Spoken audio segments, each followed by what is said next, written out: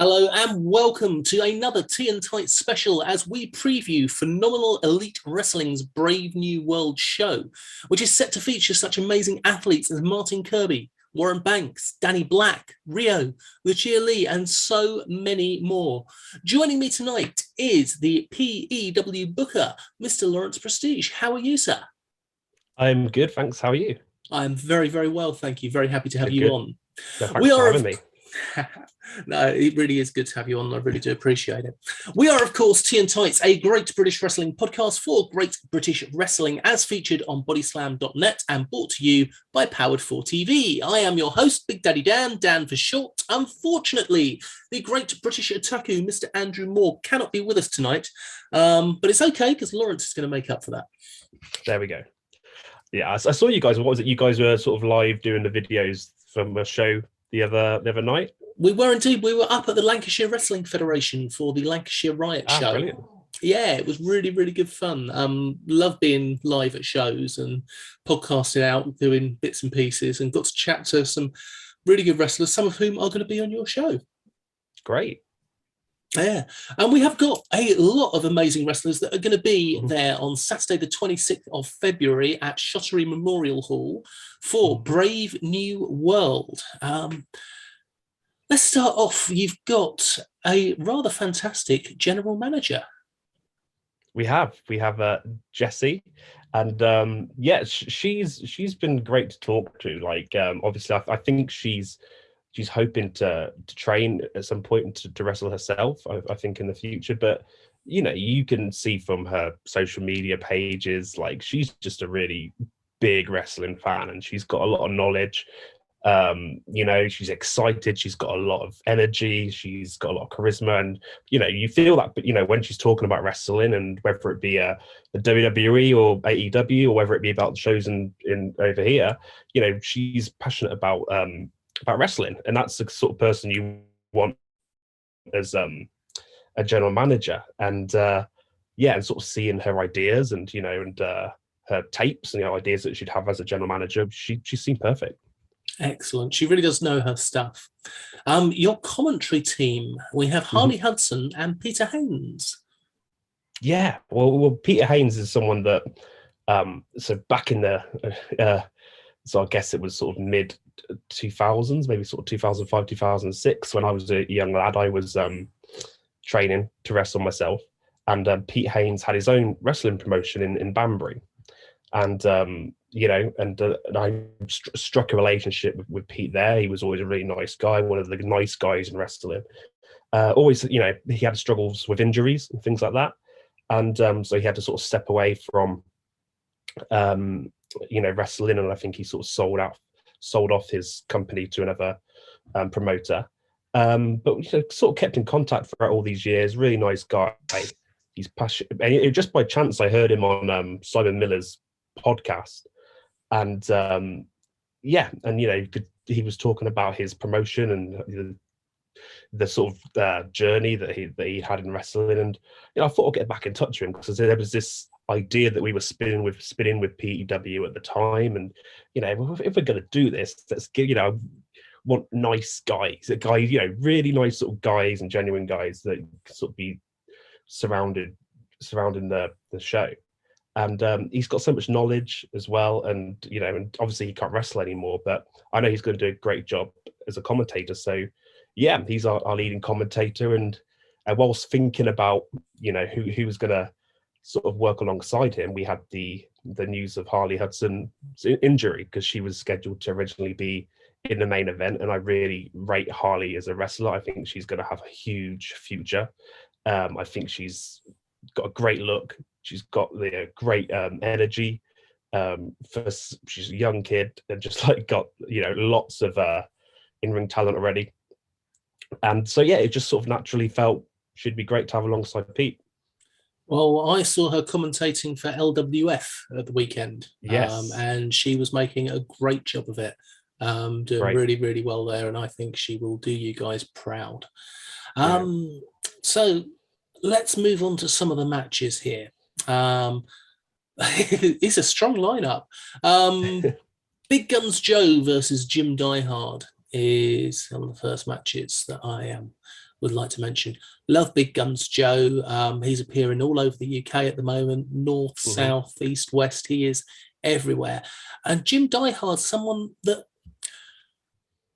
I'm not going to call it a renaissance, but he seems to be coming through strong again at the moment.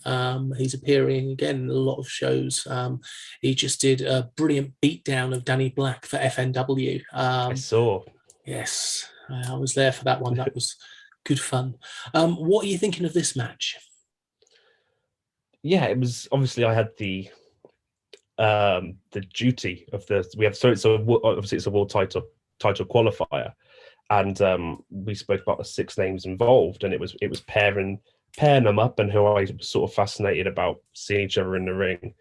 And for some reason, you say Big Guns Joe, someone that's a young wrestler that's seems to be really branching out there at the minute, and Jim Diehard, he was again someone that's got so much experience and sort of hadn't sort of seen what he'd been doing recently, but I had someone called Gareth Harris that said, Gareth Harris is he's worked on Fighting With My Family as the fighting coordinator, the wrestling coordinator there, and he has his own promotion in Leicester from the ground up. Really good trainer, and he said, if you're going to do a promotion, you need to get Jim Diehard. He's one of the best workers in the country. And and sort of I was like, I remember seeing Jim Diehard before, and recapping on his footage, and then sort of thinking who to pair together in these qualifier matches. I was quite fascinated to see how Jim Diehard and Big Guns Joe would get on in the ring, and that was the match that kind of fitted. I think it might have been the first one out of the 6 that we kind of went, let's put these 2 together. And I'm really fascinated to see what's going to happen there. Well, your first ever match for PEW is one that I'm really excited for. 2 of my favourite wrestlers, Warren Banks versus Martin Kirby. Now, Martin Kirby has made his comeback and has done it strong. From up in Scotland for ICW down to FNW again, down everywhere. And every match he's put on has been an absolute clinic. And to take on Warren Banks, who at the moment is going after everybody's titles, this should be great. I bet you're excited for this one.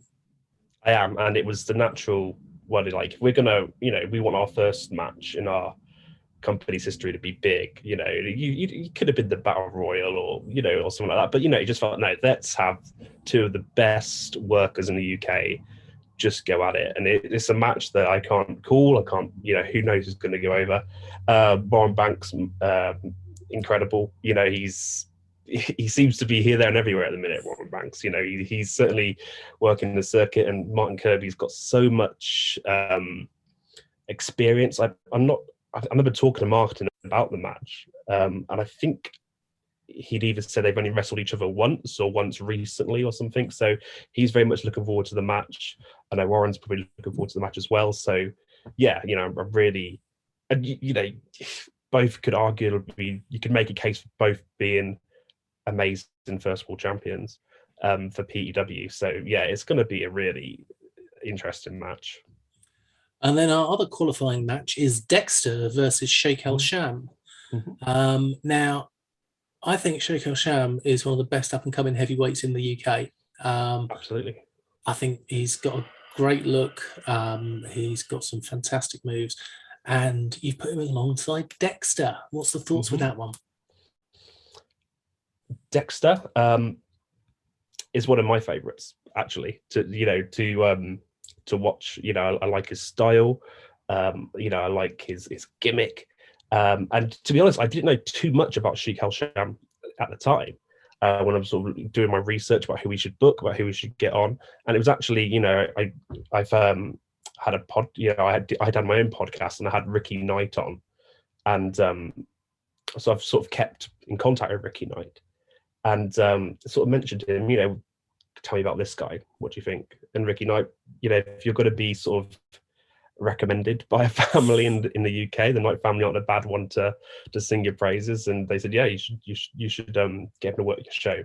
So yeah, that's how it all came about. And Martin Kirby as well also spoke very highly of him.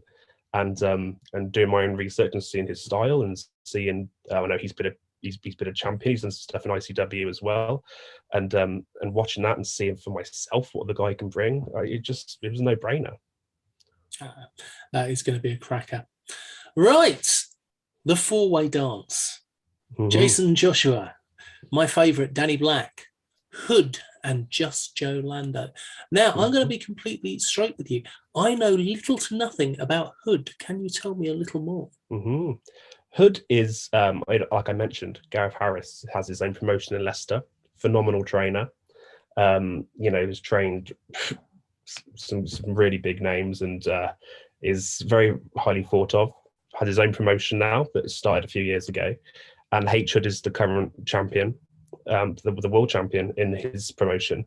And very highly thought of in that company. And is slowly developing more and more. He's each show that I've seen online and seen his stuff, he's grown phenomenally well, and really looking forward. I think he's going to be a big name. I think he's one to certainly look out for, and I think with PEW we want to not only have some of the Danny Blacks, Martin Kirby's, Warren Banks of the world, but we want to bring people in that we can say, oh, I saw that guy on PEW. And so it's really important for me to have that mix, having people that, are really well known and guys that are sort of coming into the scene and making a statement. And that's what I keep saying Hook, and I'm going to get rid because I'm thinking of AEW Hook, and I'm like, oh, and I watched Hook a lot of the film over Christmas, and I keep saying Hook, but yeah, Hood. I think he's going to be one of the guys, not only doing his amazing thing in from the ground up promotion, but I think for us, he's going to do really well as well, because you can see some of his stuff on YouTube. He's got a great look, and improving every time I've seen his stuff.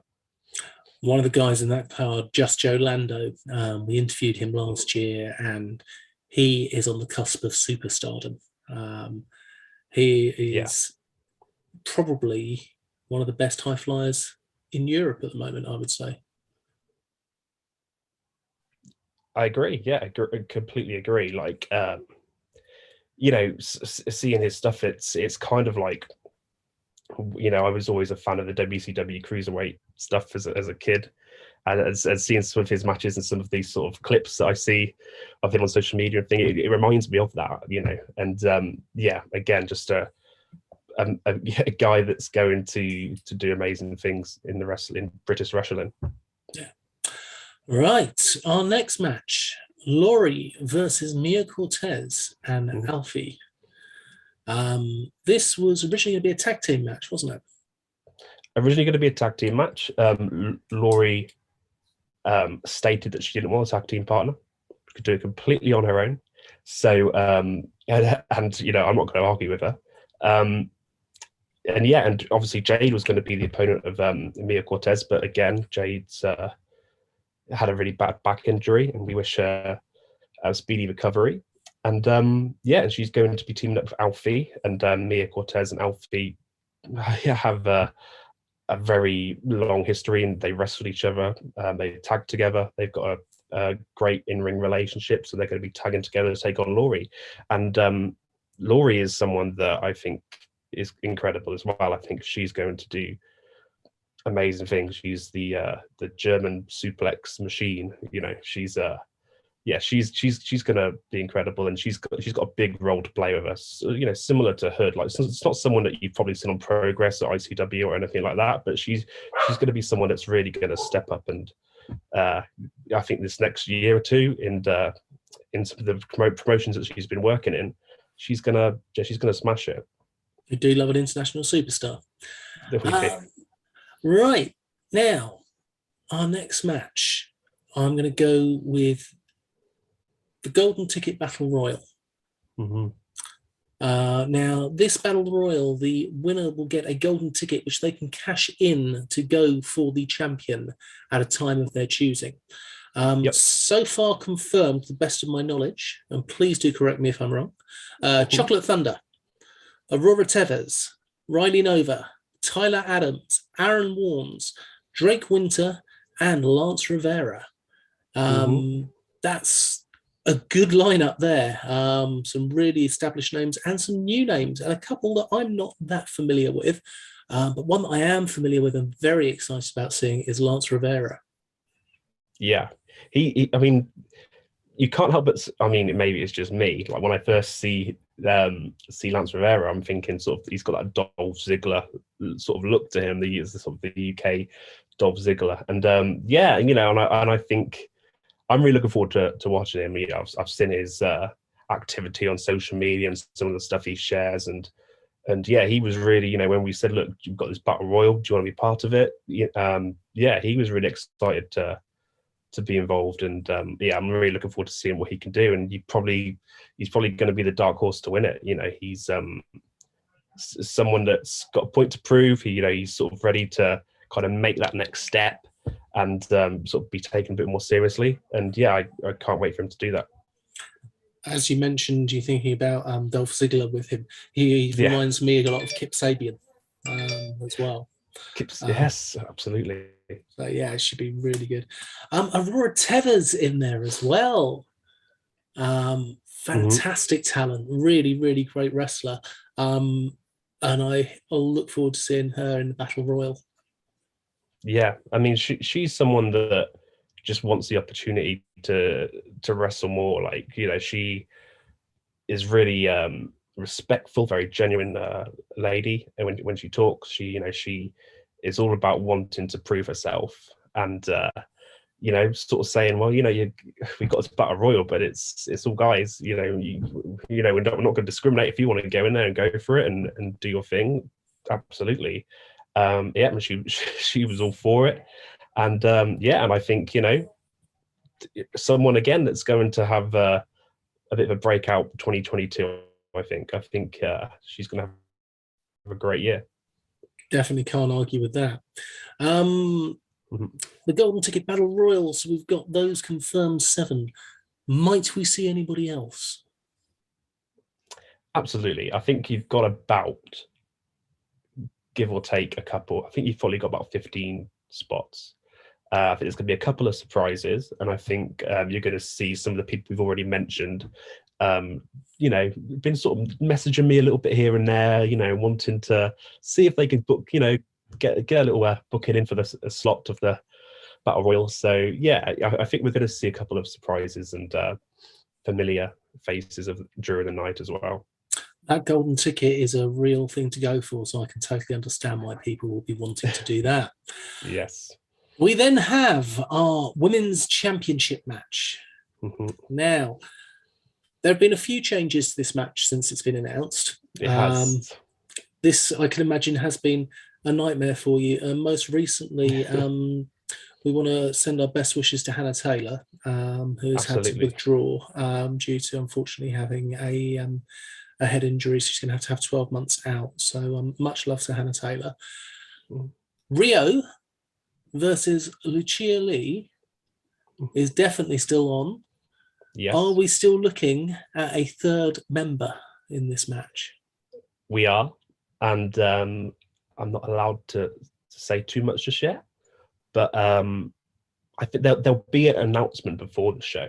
I'm fairly certain of that. It's only just over a week away now, but there will be an announcement, and someone that will want to do Hana Taylor justice as well, because Hana Taylor was someone that we're really, really excited for. And as you say, it's such a shame about her injury, and it has been we've been a bit unlucky with the main event. We had obviously Harley Hudson, like I said, she was going to be the main event, and she got a foot injury, but hopefully in our second show she'll be able to return for that. Mariah May has to travel to the US, and then with Hana Taylor we've had this as well. But all of those people we expect to be in the future shows. and whoever's going to replace Hana Taylor. I know some of the names that we've been talking about, and maybe some of the names that we've mentioned already as well, as a possibility to slot in there. And yeah, without giving too much away, I think it'll be a very worthy replacement. Excellent. Rhio is absolutely amazing. Northwest strong, and strong she is. I had the joy of meeting her at the weekend at the LWF show, and she's intimidating. She may be a foot shorter than me, but absolutely terrifying lady, but lovely. And Lucia Lee, it's a brilliant podcast interview you've done on the PEW YouTube show with Lucia Lee. Really good. I enjoyed that. And very talented. It's going to be a great match. Whoever gets put in there, it is going to be an absolutely phenomenal match. It is. And I think arguably you'd say Rhea is probably the favourite. You know, she's got the experience. She's been a champion before. You know, she's got a lot more experience on Lucia Lee, but Lucia Lee is confident. You know, that she's got a few new tricks up her sleeve, and has learned a lot in the last couple of years since she's been wrestling. And it'd be interesting to see the third person come in, how that dynamic change. I mean, we could say, is it an advantage or disadvantage to Rhea that she's had the match changed so many times? She's the only one that's sort of the original survivor of the original main event, you know, and she's seen people keep coming and going. So it'll be interesting to see, you know, how that affects Rhea in the match. One more question about the wrestlers. A very important position in this show will be the referee. Do we know who your referee is going to be for this show? We do. And it is going to be referee James Greenwood is going to be our main referee. Fantastic. And he's sort of going to be the head referee, and we may have a referee supporting him as well. We're just waiting for confirmation about the other referee in question at the minute has got COVID, so it's just you know, whether he will be okay and recover in time. And you know, so hopefully his health is most important, and we're just going to hold it until we see if we need to replace him or not. But yeah, James Greenwood is going to be the head referee, and yeah, I'm looking forward to working with him. That's an excellent choice. Greenwood is a brilliant referee. Excellent. Yeah. Right, so that is PEW's Brave New World on the 26th of February in Stratford-Upon-Avon. I am going to be there. I have bought my front row ticket. I am very much looking forward to it. I shall be sending some live tweets out and doing some little videos on the day as well. Thank you. I've got some questions for you about Brit Wres as a whole, if that's all right. Absolutely. So my favourite company last year that started out was Wrestle Carnival. And I was there for their first thing, and I'm now going to be here for your first one, and I'm very excited for it, and I think you're going to do just as well. What companies are you enjoying watching and attending at the moment? It's a weird one, because I mean, I used to go to lots of wrestling events in the UK when I was younger, and as I got a bit older, I fell out of love of wrestling, but I think that was more because I fell out of love with the WWE a bit as well as I got older, and therefore just didn't really, you know, want to associate myself much in terms of watching wrestling. But you know, like you say, Wrestle Carnival is amazing. TNT, ICW, I enjoy watching them online, and yeah, I mean, they're the three that, you know, are kind of the go-tos for me.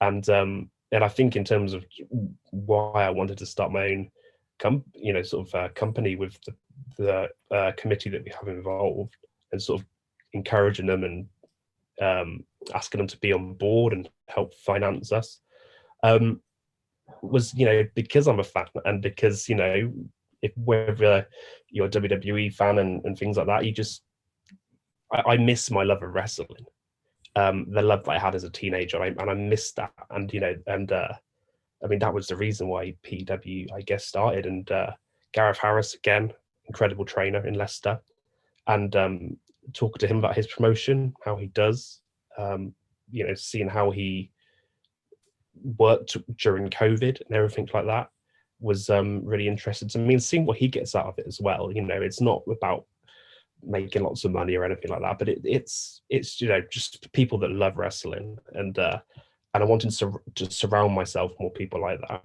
And but like I say, TNT, ICW, and Wrestle Carnival are great promotions that and Fight Factory Wrestling as well in Lincolnshire really shows that I've been keeping an eye on the last few years, and and I really enjoy watching them. Excellent. Next question for you. We always ask everyone that comes on the show about their Mount Rushden. In America, they have Mount Rushmore, but we have Mount Rushden. And we ask you to give your top 4 British wrestlers. Now, it can be of all time, it can be recent people, it can be people that We've had everybody from the Dynamite Kids to Will Ospreay to just absolutely anybody. So who would you have as your top 4 British wrestlers? It's a tough one. I mean, for me, like when anyone says British wrestling to me, I just always think of William Regal. To me, he's got to be up there. He's got to be one of the 4 in terms of what he's done for British wrestling. On and off screen. He's for sure one. I think Doug Williams, for me, again, someone you've got to put on there. I'm going to put Paige on there in terms of what she's done for women's wrestling and women's wrestling in the UK. I think it's amazing what she's done. So I would go Paige in there as well. And I guess I've got to go British Bulldog as well. They'd be the 4. It'd be in terms of, if I think the 4 that I think of really sort of when you think British wrestling, who are the 4 names that are at the top of my head? And that'd be the 4. Yeah, William Regal, Paige, British Bulldog, and who else did I say? The Ambassador, Doug Williams. Yeah, Doug Williams. Doug Williams, yes, and Dynamite Kids is another great one. But yeah, there's like another 3 or 4 I'd probably say. I could probably do a few more, but yeah, they'd be the 4 that I think I would pick. They're a good choice. They really are. Paige doesn't come up as often as she should because she has done, as you say, a huge amount for women's wrestling in general and for putting British wrestling on the map. I mean, how many other wrestlers have had a successful Hollywood film based on their lives? Exactly, yeah. And I think, like, when you ask, when I've been in training classes and stuff as well, and people, you always ask who your favorite wrestler is to people, or what's your favorite match, and the amount of sort of young females that will say Paige is their main inspiration is incredible.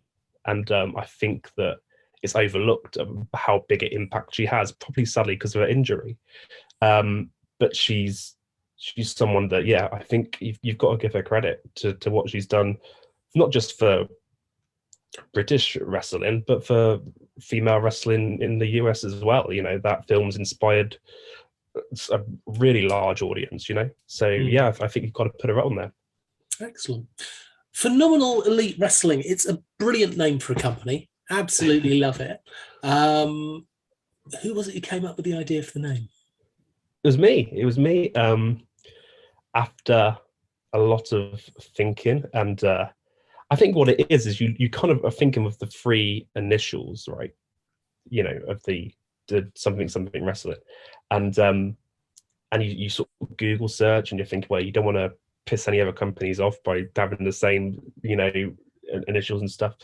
And then just when you think you have one, you Google one and go, oh no, someone else has got it. You Google again, you go, oh, someone else has got it, great. And that was it. I remember one weekend I just said I need to not look anymore because I just need to just go back to the drawing board with it. And yeah, it just kind of was playing with the PEW, something elite wrestling, but began with P. And I mean, my second name is Prestidge, so Prestidge Elite Wrestling was something we thought about, but I haven't got that much of a big ego to kind of name it after me. So I mean, phenomenal. So and I've listened to you guys before, and I was thinking of words that wrestling fans tend to use, and listening to some of your previous podcast episodes, phenomenal is a word that comes up a lot in wrestling, and that just seemed the most organic, natural word to put there, and and that's how it was kind of put together. It was a lot more work than I thought it would be to come up with a name, but we got there in the end. It's a name that flows really well. Now, we are lucky enough that we have people listening, believe it or not just in the UK, which completely blows my mind. For those people, they may not be able to make it to Stratford-Upon-Avon. Are they going to be able to watch PEW's first show? Absolutely, yeah. It's going to be on either Power 4 TV or on YouTube. There'll be certainly things on YouTube people can watch, but we're talking to Power 4 TV at the minute, and it's whether we will have a relationship with them, I'm sure. It's just whether the first show will be with them or not. But they seem really nice guys, and really looking forward to working alongside them, because I mean, the stuff they put on their site is great. So really looking forward to working with them. I was just watching TNT's DOA show on there this weekend. Deathmatch tournaments. Yes, it's very good. Powerful TV, amazing people, lovely people. And of course, you can watch them for 30 days for free by using our code TEAPOD, TEAPOD. I've got to get that in, sorry.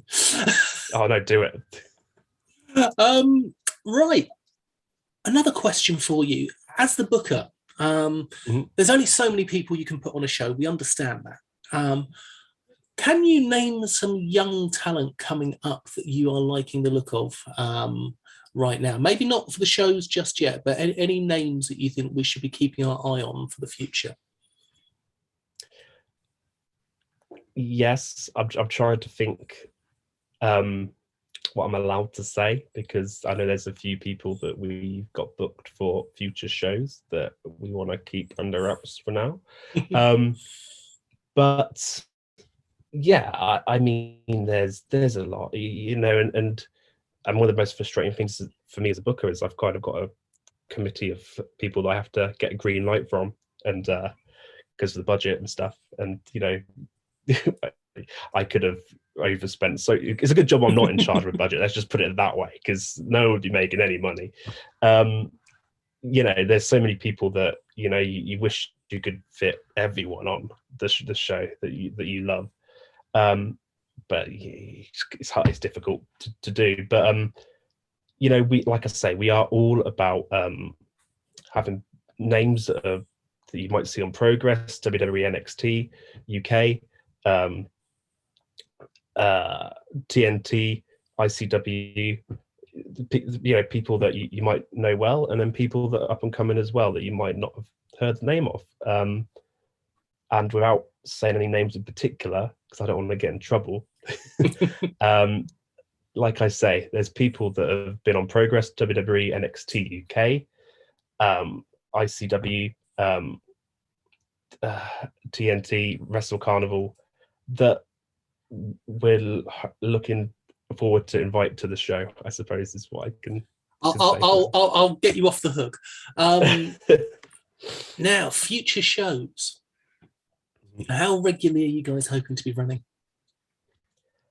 I'd like to say twice a month, but for the first couple of shows, it'll be sort of once every 4 to 6 weeks. And we're sort of taking it bit by bit and just seeing how we do, seeing what the budget's like, seeing the incomings and the outgoings and things like that. Like I say, I've got people I need to answer to. So I mean, that's kind of the plan at the minute. It's 4 to 6 weeks. We kind of got the date for our first 5 shows, and after that 5 shows, we hope to be running more regular, and maybe bigger venues and things like that. What we've had so far has been amazing. It's been worthwhile. Like I've said to you before we started to record, it's sometimes I've thought, what have I got myself into, because of the booking, things people book in and things change, the situations change, and you've got to think of this, that, and the other. But then you get a message from someone that, has got special needs and they haven't been out of the house in 2 years because of COVID, and they're really looking forward to coming to the show. And and that's what makes it all worthwhile. And so yeah, I'm really looking forward to doing as many shows as we can, and hopefully people will come and enjoy them. And as long as we feel that we're going to get people coming in, we'll try and do as many shows as we can. How many people can we fit in the hall at Shottery? Yeah, the attendance is 200 people, and so we already have done well. Ringside's completely sold out, and it's been sold out for a couple of weeks, I think now. And and we're doing well on general admissions, and I expect it to be a sellout, and I'm looking forward to that, and hopefully those people are going to want to come back and see more. I'm sure they will. There's no two ways about that. With the card that you've got lined up, with the talent that you have got coming in, and with the planning that you have obviously done, Phenomenal Elite Wrestling are going to do very, very well. So is there anything else that you would like to add before we round things up? I would just, this is probably just a bit sentimental sort of stuff for me, but I would just like to, it's just a weird day for me today, because today was it's the 15th of February. And it's 18 years ago since I decided I was going to become a wrestling fan, because although I'd watched little bits here and there as a kid, but I became a die-hard wrestling fan when Eddie Guerrero won the WWE Championship against Brock Lesnar. Yeah, and that was the first time that I really, I got up at 1 o'clock in the morning as a kid, snuck down past my parents' bedroom when they were asleep to go and watch Eddie Guerrero versus Brock Lesnar, because I really, really believed in Eddie Guerrero, and he was the first person I was a proper fan of. And just being with you today on the 15th of February, 18 years ago, he won the championship. I just really wanted to pay tribute to him, because I wouldn't have become a lover of wrestling doing PEW now if I didn't see Eddie Guerrero win the WWE Championship. Because as a kid, I knew it was, entertainment, but I didn't think Eddie Guerrero could beat Brock Lesnar, and it was, and to see him overcome that, and that was the match that made me a wrestling fan. And I just, because it's the 18 years ago to this very day, I just wanted to, sort of pay tribute to Eddie Guerrero, because he's the reason why we're here as the company. So just wanted to put that in there. That's a hell of a match to be your inspiration. It's a great match. And in fact, I will probably go downstairs and pop on the network and watch it myself again, because I already have today, yeah. I don't think I've actually watched it since it happened. I do remember it when it happened. I was thoroughly impressed, because, yes, I'm an old man. I've been watching wrestling since the 80s, and that was a classic. Yeah. Right. We have had a great discussion about Phenomenal Elite Wrestling. I am looking forward to being at the show and sending out loads of information on the day. We look forward to keeping you informed and sharing the information when new information comes out, including hopefully who this amazing, excellent talent is going to be as the third member of the Women's Championship match. Lawrence, thank you so much for joining us. And ladies and gentlemen, please remember, don't feed the trolls.